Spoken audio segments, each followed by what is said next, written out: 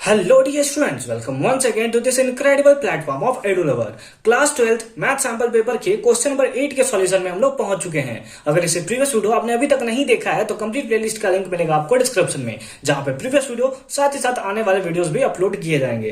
Question number 8 क्या है? Find the general solution of the following differential equation. ये जो हमें डिफरेंशियल इक्वेशन दिया हुआ है इसका हमें जनरल सॉल्यूशन फाइंड आउट करना है। तो सबसे पहले हमारे माइंड में जब ये चैप्टर आप पढ़ लिए होगे या फिर पढ़ने वाले होगे तो जब भी डिफरेंशियल इक्वेशन हम देखते हैं तो सबसे पहले हमें पता करना होता है कि ये किस फॉर्म में है, क्या ये लीनियर है, क्या ये होमोजीनियस या फिर किस फॉर्म में है।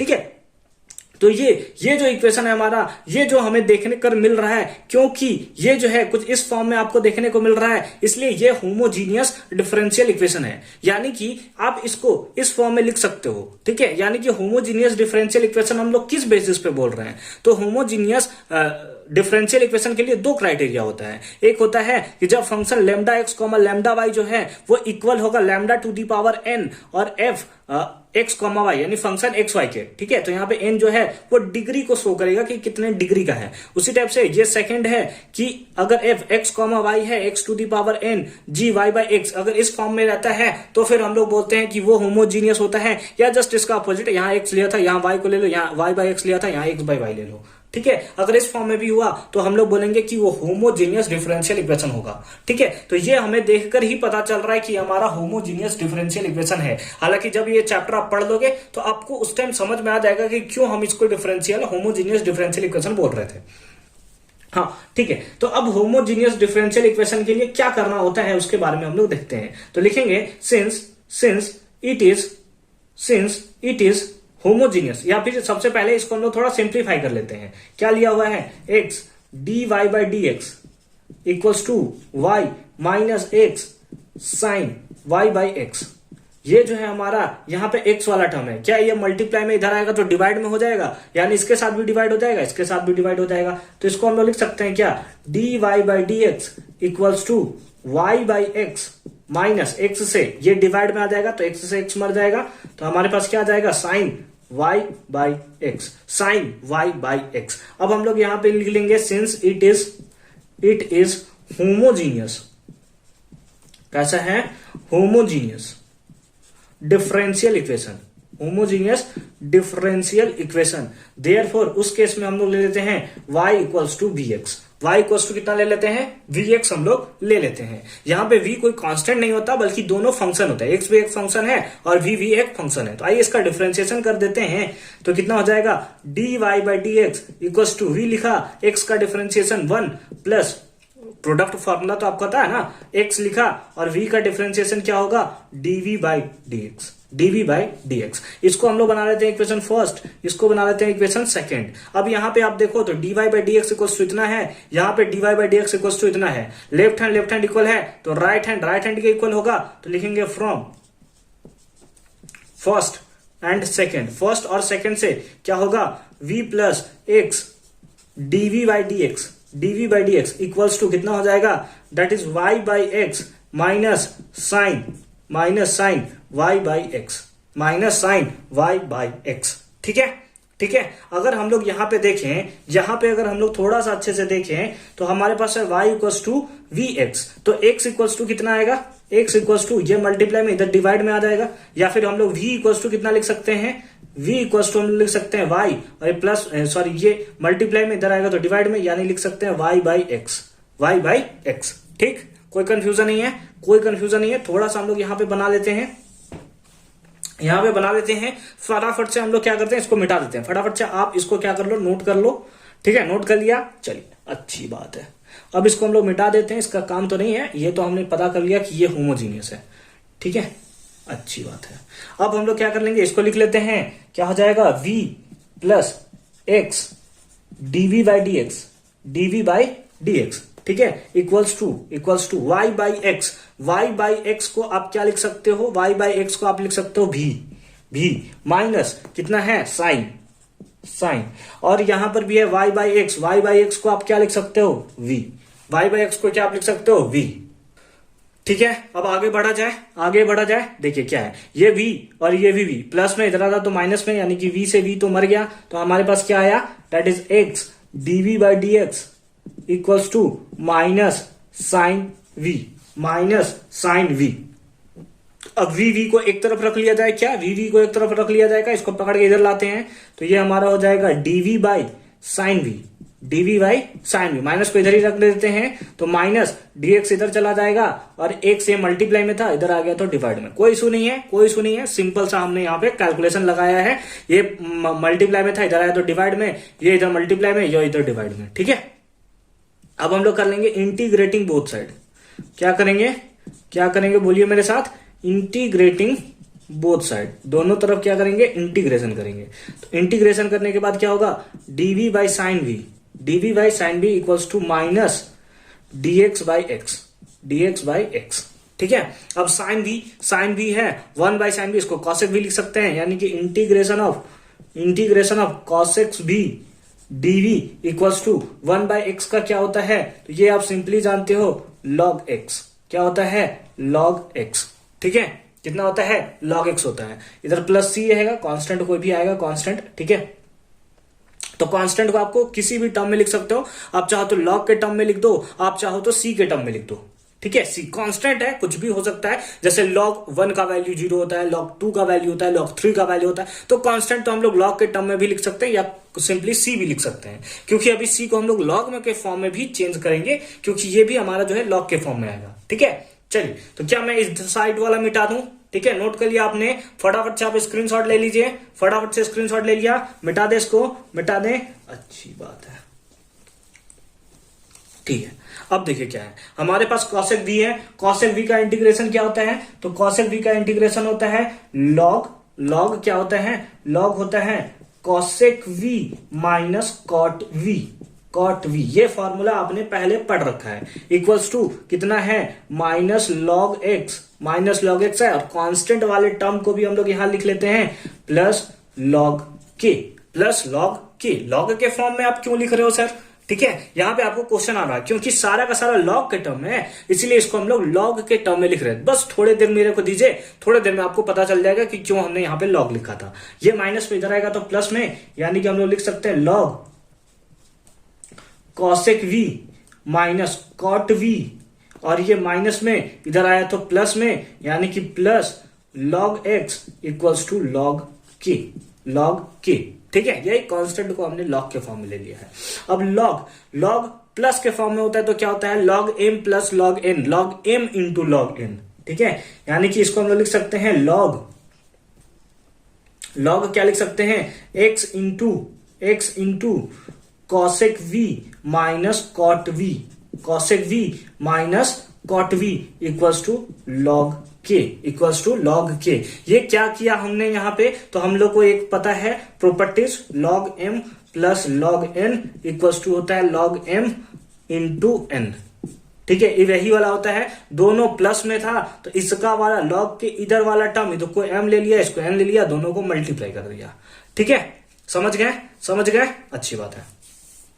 अब हम लोग यहां से क्या कर सकते हैं, क्योंकि देखिए इधर भी लॉग है, अब इधर भी लॉग है, इधर भी लॉग है, इधर भी लॉग है, इक्वेट कर सकते हैं ना। ये लॉग इधर जाता तो एप्सिलॉन होता, और बात तो वही हमारे बढ़ते, जैसे स्क्वायर होता है रूट बनता है, उसी तरफ से लॉग इधर जाता है, तो आप एंटी लॉग बोल सकते हो या एप्सिलॉन के फॉर्म में बोल सकते हो कि एंटी लॉग से दोनों में मल्टीप्लाई कर दिया। ठीक है, इस टाइप से आप बोल सकते हो। ठीक है, अच्छी बात है। तो ऑन इक्वेटिंग क्या होगा, ये वाला टर्म होगा वो इस टर्म के इक्वल हो जाएगा, ये वाला टर्म क्या होगा, इस टर्म के इक्वल हो जाएगा। तो हम लोग क्या लिख सकते हैं, x into cosec v minus cot v. ठीक है, ये आप लिख सकते हो प्लस माइनस के फॉर्म में। ठीक है, तो हमारे पास क्या आ जाएगा, एक्स। अब वी के टर्म में तो हमें आंसर बताना नहीं है, तो वी के प्लेस पे वाई बाई एक्स हमने लिया था, तो चलिए पुट कर लेते हैं। क्या हो जाएगा, कॉसेक वी के प्लेस पे हमने ले लिया y by x minus cot y by x equals to, इसके प्लेस पे के है, कांस्टेंट है, कुछ भी हो सकता है, प्लस माइनस कुछ भी हो सकता है, इक्वल्स टू सी हमने ले लिया। तो लॉग का यूज हमने क्यों किया, आई होप कि ये कॉन्सेप्ट आपको समझ में आया होगा, क्योंकि यहाँ पे इक्वेट हो सकता है लॉग, सारा का सारा डिफरेंशियल क्योंकि लॉग में आ रहा था, इसीलिए कांस्टेंट को भी हमने लॉग ले लिया। और ये जब भी आपके क्वेश्चन में अगर इस टाइप का क्वेश्चन आता है, एग्जाम में इस टाइप का क्वेश्चन आता है, तो आप इसी टाइप का रूल जरूर फॉलो करोगे। ठीक है, हालांकि इसके और में भी एक क्वेश्चन है, चलिए फटाफट से उसे भी सॉल्व करते हैं। अब इसके और वाले पार्ट में क्या क्वेश्चन है, और वाले पार्ट में है find the particular solution of the following differential equation. ये हमारा डिफरेंशियल इक्वेशन दिया हुआ है, इसका पर्टिकुलर सॉल्यूशन फाइंड आउट करना है। कहां पे? जब y का वैल्यू 0 है। कब 0 है? व्हेन x का वैल्यू इतना है, यानी कि π/4 जब x का वैल्यू है उस टाइम y का वैल्यू जो है वो 0 है। तो उसके लिए हमें इस डिफरेंशियल इक्वेशन का सॉल्यूशन बनाना है। ठीक है, तो सबसे पहले हमें क्या करना होगा, इससे प्रीवियस वाले क्वेश्चन में हमने क्या दिया था कि हमने देखकर पता किया कि वो किस टाइप का डिफरेंशियल इक्वेशन है। ये जो डिफरेंशियल इक्वेशन है वो है लीनियर डिफरेंशियल इक्वेशन। आप कैसे बोल सकते हो कि लीनियर डिफरेंशियल इक्वेशन है? तो आइए यहाँ पे हैशटैग पॉइंट करके हम लोग समझते हैं कि लीनियर डिफरेंशियल इक्वेशन कैसा होता है। तो लीनियर डिफरेंशियल इक्वेशन जो होता है वो होता है dy/dx plus py plus equals to q के फॉर्म में, इक्वल्स टू क्यू के फॉर्म में, इस फॉर्म में होता है। तो क्या इस फॉर्म में आपको दिख रहा है? बिल्कुल दिख रहा है। dy/dx के प्लेस पे dy, y के प्लेस पे y, p के प्लेस पे कौन सा है? ये वैल्यू है, और q के प्लेस पे ये वैल्यू है। तो यहाँ पे p और q है क्या? यहाँ पे p और q को आप कैसे डिफाइन करोगे? तो p and q are constant. क्या होता है? p और q जो होता है वो कांस्टेंट होता है, साथ ही साथ और फंक्शन ऑफ x ओनली। यानी कि p और q दो चीज हो सकता है, या तो वो कांस्टेंट हो या फिर x का कोई फंक्शन हो, x का कोई एक फंक्शन हो। तो यहां पे हमें देखने को मिल रहा है दोनों x का ही एक फंक्शन है, x का ही एक फंक्शन हमें यहां देखने को मिल रहा है। ठीक है, चलिए अच्छी बात है। अब अगर इसको इस फॉर्म में अगर हम लोग देखें तो dy/dx के प्लेस पे ये है हमारे, y के प्लेस पे y है, यानी कि p का वैल्यू कितना है? p का वैल्यू हम लोग बोल सकते हैं कि cot x है। p का वैल्यू कितना है? cot x है। और q का वैल्यू क्या होगा? तो q का वैल्यू यहां पे हमें कितना देखने को मिल रहा है? That is 2/1 plus sign x। ठीक है, तो हमने p लिख लिया, q लिख लिया। अब उसके बाद नौ अब हमने p और q निकाल लिया। इसके बाद हमें निकालना होता है integrating factor, IF, integrating factor. और इंटीग्रेटिंग फैक्टर निकालने का फॉर्मूला होता है e⁻ integration of p dx, integration of p dx। तो कितना निकलेगा integration factor? e⁻ integration of p का वैल्यू कितना है? cot x। तो हमने लिख लिया cot x, और यहां पे हो गया हमारे पास dx, cot x dx। तो इंटीग्रेटिंग फैक्टर कितना होगा? e integration of log x का cot x का इंटीग्रेशन कितना होता है? तो सबको पता है, बच्चा को पता है, log x with base e, log x with base e। और जब इन लोग दोनों को हम लोग इक्वेट करेंगे तो हमारे पास log x क्यों लिख दिया? sin x होता है यार, है ना? कितना होता है? log with base e sin x। Sorry cot x का क्या होता है? cot x का sin x होता है। थोड़ा फ्लो में मैंने इसको लिख दिया। ठीक है, ये हमारा होता है। तो यहां से e, और उसके बाद यहां क्या है? यहां पे हमें log देखने को मिल रहा है। और इसका इंटीग्रेशन फाइंड आउट किया है यार। एक सेकंड, क्या ही कर रहा हूं मैं। ठीक है, देखिए इंटीग्रेटिंग फैक्टर क्या है? e है, e लिख लिया। log x का क्या, cot x का क्या होता है इंटीग्रेशन? तो हम लोग जानते हैं log sin x with base e से log मर गया।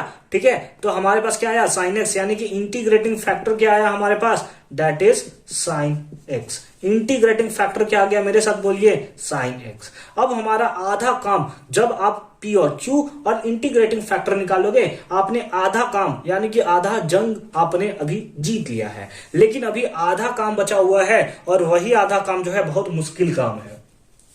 ठीक है, अब हमारे पास इंटीग्रेटिंग फैक्टर आ गया है, तो हमारे पास जो जनरल इक्वेशन होगा वही पूछा ना, पर्टिकुलर सॉल्यूशन पूछा है। तो वही हम लोग बोल सकते हैं कि जनरल इक्वेशन या जनरल सॉल्यूशन जो होगा वो लीनियर इक्वेशन का क्या होता है? तो लीनियर इक्वेशन का जो जनरल सॉल्यूशन होता है that is y into integrating factor equals to integration of q into integrating factor dx। ये फॉर्मूला एकदम आप रट लोगे, एकदम बहुत अच्छे तरीके से रट लोगे। y into integrating factor equals to integration of q into integrating factor dx। इतना होता है। चलिए वैल्यू पुट कीजिए, तो हमारे पास हो गया y इंटू इंटीग्रेशन फैक्टर कितना है? sin x। तो हमारे पास हो गया y sin x equals to integration of q का वैल्यू कितना है? इतना है। चलिए पुट कर लेते हैं, 2/1 plus sin x into integrating factor कितना है, तो साइन एक्स है, तो लिख लिया हमने साइन एक्स, और इधर है हमारा dx भी, इधर है हमारा dx भी। ठीक है, ठीक है, अच्छी बात है। तो यहां से क्या आ जाएगा, y sine x, y sine x equals to, two तो कांस्टेंट है, बाहर निकाल दिया जाए क्या, बिल्कुल निकाल दिया जाए। तो हमारे पास क्या बचा, sine x divided by 1 plus sine x, 1 plus sine x. अब इसका हमें इंटीग्रेशन फाइंड आउट करना है, हम लोग नॉर्मल फॉर्म में इसका इंटीग्रेशन नहीं फाइंड आउट कर सकते, तो हम लोग यहाँ पे क्या कर लेते हैं, +1 -1। क्यों कर रहे हैं सर +1 -1, बहुत तबाही मचाते हो, कभी कुछ कर देते हो, कभी कुछ कर देते हो। इसका रीजन ये है कि यहाँ पर भी 1 प्लस साइन एक्स और यहाँ पे 1 प्लस साइन एक्स, इन लोग दोनों को एक साइड में रखेंगे, काट के 1 कर देंगे और -1 के साथ इसको लिख देंगे, -1 के साथ इसको लिख देंगे। ठीक है, ठीक है। तो इधर हम लोग क्या लिख लिए, y sine x, y sine x equals to क्या हो जाएगा, 2 इंटू इंटीग्रेशन ऑफ, इसको हम लोग लिख सकते हैं क्या, sine x plus 1 divided by, इसके साथ इसको लिख लिया 1 प्लस साइन एक्स dx है, तो dx माइनस 1 को इसके साथ लिख देते हैं, ये 2 जो है दोनों के लिए रहेगा ना, तो ये लिख देते हैं 1 by 1 plus sine x dx। ठीक है, ये 2 जो है वो इसके लिए भी है और इसके लिए भी है। ठीक है, यहां तक समझ में आ गया, यहां तक समझ में आ गया। फटाफट से इसे आप नोट डाउन करके रख लोगे, फटाफट से इसे नोट डाउन करो। नेक्स्ट में हम लोग देखते हैं, मिटा दिया जाए इसको मिटा दिया जाए, बोलिए मेरे साथ, मिटा दिया जाए, 1 2 3 लेट्स गो। ठीक है, ठीक है, अब इसका हमें सॉल्यूशन फटाफट से फाइंड आउट करना है, थोड़ा लेंदी जाएगा लेकिन मजे आ जाएंगे आपको सॉल्व करने में। ठीक है, इसको पार्ट को भी मिटा देते हैं, इसका काम भी खत्म हो चुका है। ठीक है, ठीक है, अच्छी बात है। अब देखिए हमारे पास क्या है, हमारे पास जो आया है वो आया है y sine x equals to 2 into integration of, इससे ये मर जाएगा हमारे पास, तो हमारे पास क्या आ जाएगा, integration of 1 dx, integration of 1 dx minus, ये इसका इंटीग्रेशन हमें फाइंड आउट करना है 1 बाई 1 प्लस, अब साइन एक्स का डायरेक्ट आप इसका डिफरेंशिएशन आप फाइंड आउट नहीं कर सकते, इस फंक्शन का डायरेक्ट डिफरेंशिएशन आप फाइंड आउट नहीं कर सकते, तो साइन एक्स को हम लोग कॉस एक्स में चेंज कर देते हैं, तो कितना हो जाएगा, cos 90 minus theta equals to cos theta. बोलिए होगा कि नहीं होगा, है ना। इसको हमने सेम टू सेम लिख लिया, इस वाले पार्ट को हमने सेम टू सेम लिख लिया, 2 था 2 लिख लिया, इस वाले पार्ट को कैंसिल करके 1 dx लिख लिया, माइनस 1 बाई 1 प्लस, अब साइन एक्स को हम लोग लिख सकते हैं cos 90 minus x, cos 90 minus theta sine theta. ठीक है, अच्छी बात है, मिटा दे इसको, अच्छी बात है। अब चलिए फटाफट से इसका सॉल्यूशन करते हैं, क्या होगा, y sine x equals to 2 into integration, अब इसको अभी ऐसे ही रहने देते हैं, साथ में सबको इंटीग्रेट करेंगे, माइनस इंटीग्रेशन ऑफ 1 बाई, अब यहां पे आप लोग को पता है cos 2 थीटा का इंटीग्रेशन क्या होता है, cos 2 थीटा का इंटीग्रेशन होता है 2 cos square theta minus 1, 2 cos square theta minus 1, लेकिन हमारे पास यहाँ पे cos थीटा है, यानी कि ये हाफ है, ये हाफ है, तो ये एंगल भी कितना हो जाएगा, हाफ हो जाएगा। समझ में आ रहा है, समझ में आ रहा है, 11th का फॉर्मूला है। ठीक है, मिटा दिया जाए, इसको मिटा दिया जाए, पहले फॉर्मूला लिख लेते हैं, तो हो जाएगा 1 प्लस कितना हो जाएगा, कॉस को हम लोग लिख सकते हैं, दैट इज 2 कॉस स्क्वायर, और इस थीटा का हाफ हो जाएगा, यानी कि π/2 बन जाएगा π/4, और माइनस x बन जाएगा x/2, और इधर हो गया हमारे पास कितना, dx, इधर कितना हो गया हमारे पास dx। ठीक है, मिटा दें अब इसको मिटा दें, अब बोलिए मेरे साथ, मिटा दें, अच्छी बात है। ठीक है, कॉस -1 लिखना भूल गया ना, ठीक है, सॉरी हमने क्या किया कि हमने cos थीटा को, cos 2 थीटा को हम लोग क्या लिख सकते हैं, 2 cos स्क्वायर थीटा -1, तो -1 भी तो लिखेंगे, +1 -1 कैंसिल हो गया, +1 -1 क्या हो गया, कैंसिल हो गया। ठीक है, अच्छी बात है। अब हमारे पास क्या है, y sine x equals to 2 into इसका इंटीग्रेशन कर देते हैं, कितना आ जाएगा, x, कितना आ जाएगा, x माइनस है, माइनस लिख लिया हमने। अब यहाँ पे क्या है, 1/2, इसको बाहर निकाल देते हैं, तो 1/2 इंटीग्रेशन ऑफ अब कॉस स्क्वायर इतना है, ये ऊपर चला जाएगा, ये पार्ट ऊपर चला जाएगा, तो कितना हो जाएगा, that is sec square pi by 4 minus x by 2 dx minus x by 2 dx। अभी इसका हमने इंटीग्रेशन नहीं किया है, बस अभी इसको हमने बस नीचे था इसको ऊपर ले गया है, 2 जो था उसको हमने लिख लिया है इस साइड।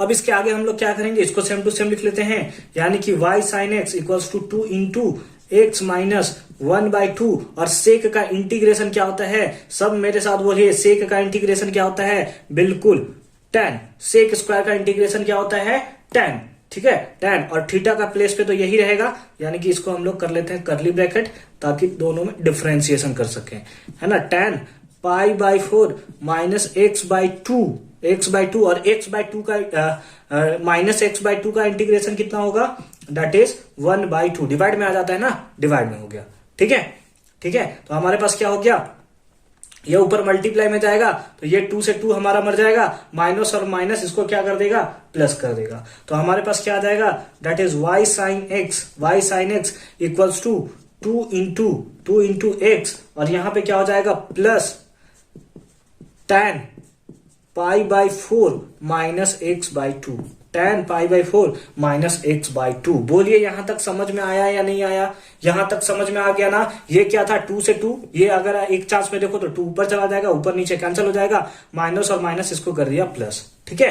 तो y sin x equal to हमारे पास इतना आ चुका है। स्टार्टिंग में हमें क्या दिया था, जब x का वैल्यू आप इतना पुट करते हो तो y का वैल्यू आता है 0, y का वैल्यू आता है 0। तो चलिए सब में x का वैल्यू हम लोग पुट कर देते हैं, तो लिखेंगे नाउ हमें गिवन है y इक्वल्स टू 0 कब, when x equals to pi by 4। जब x का वैल्यू कितना पुट करते हो, पाई बाई 4, तो y का वैल्यू 0 हो जाएगा, यानी कि 0 इंटू साइन x, तो ये हमारा टर्म हो गया 0 इक्वल्स टू 2 इंटू x का वैल्यू कितना है, पाई बाई 4, तो हमने लिख लिया पाई बाई 4 प्लस tan में कितना हो गया, पाई बाई 4 को पाई बाई 4 माइनस x का वैल्यू पुट करना है आपको कितना, पाई बाई 4, तो pi by 4 divided by 2 that is pi by 8, ठीक है।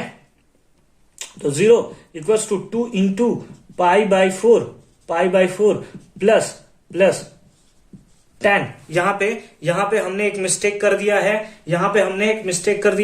यहां पे कांस्टेंट c भी तो आएगा, यानी कि हमने क्या लिख लिया, प्लस c और प्लस c, ठीक है। यानी कि यहां पर क्या होगा, यहां पर हम लोग आएगा प्लस c भी आएगा, ठीक है, प्लस c भी आएगा। यही c का वैल्यू तो अभी हम लोग को निकालना है यार, कैसे मैं भूल गया, सॉरी उसके लिए, ठीक है। हालांकि मेरे को अभी याद आ गया, ठीक है। अब इसका अगर हम लोग कैलकुलेट करें तो कितना आ जाएगा, 2 पाई माइनस पाई, यानी कि पाई बाई 8 प्लस सी, ये वाला प्लस सी इधर रह जाएगा।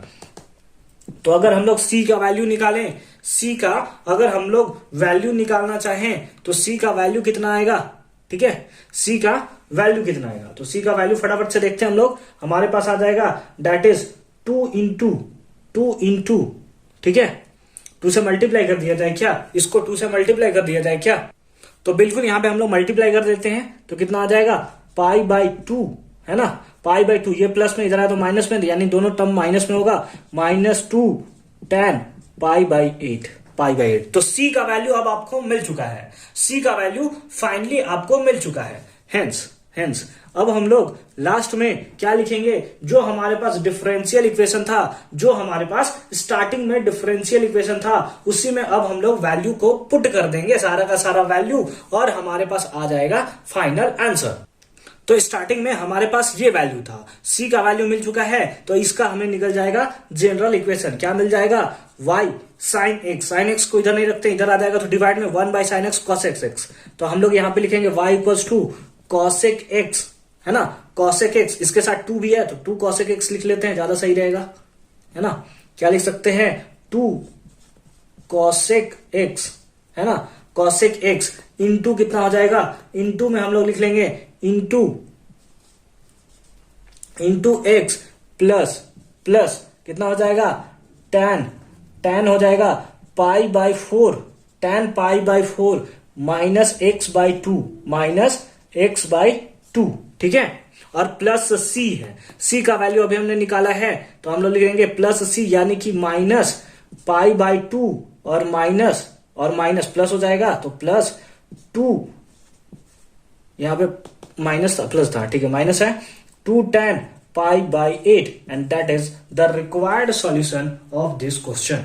ठीक है, required solution of this question. यहां पर हमने माइनस से मल्टीप्लाई कर दिया है। आप चाहो तो यहां पे क्या कर सकते हो, यहां पे बताओ मेरे साथ क्या कर सकते हो, क्योंकि यहां पे प्लस सी था तो आप माइनस दोनों से कॉमन भी लेकर, क्योंकि माइनस माइनस है तो इसको आप इस फॉर्म में भी लिख सकते हो कि माइनस हमने कॉमन ले लिया तो यहाँ पे पाई बाई 2 और यहाँ पे प्लस आया इतना, and that is the solution. या फिर माइनस से मल्टीप्लाई कर कोई आंसर लिखना चाहो तो लिख सकते हो। तो आई होप कि ये क्वेश्चन जो था थोड़ा लेंदी क्वेश्चन था, लेकिन आपको बहुत अच्छे से समझ में आया है। ये 3 मार्क्स कैरी करने वाला है, लेकिन आप देख सकते हो कि कितना ही ज्यादा बड़ा क्वेश्चन है और मेरे को लिटरली समझाने में थोड़ा इसमें ना टाइम लग गया और कहीं कभी मैंने छोटे छोटे से मिस्टेक कर लिया। आई होप कि आप सब समझते हो। ठीक है, थोड़ा थोड़ा मिस्टेक तो हो जाता है। मिलते हैं आपसे नेक्स्ट वीडियो में, अच्छे से पढ़ाई करते रहिए।